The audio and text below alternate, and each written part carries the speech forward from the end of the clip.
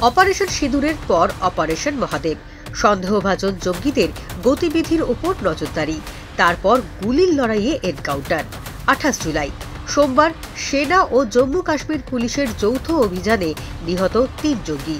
নিহতদের একজন পহেলগাঁও হামলার মূল চক্রী বলে সূত্রের খবর।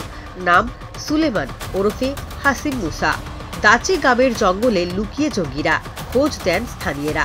সোমবার বেলা 11:30 নাগাদ জঙ্গিদের চিহ্নিত করে শুরু হয় অপারেশন মহাদেব। পাহাড়ের কাছে গুলির লড়াই বলে অভিযানের নাম হয় অপারেশন মহাদেব।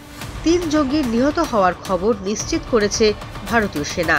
সংসদে এদিনই অপারেশন সিঁদুরের সাফল্যের খতিয়ান তুলে ধরেন প্রতিরক্ষামন্ত্রী রাজনাথ সিং। কাকতালীয়ভাবে সেদিনই জঙ্গি দমনে বড় সাফল্য পেল ভারত।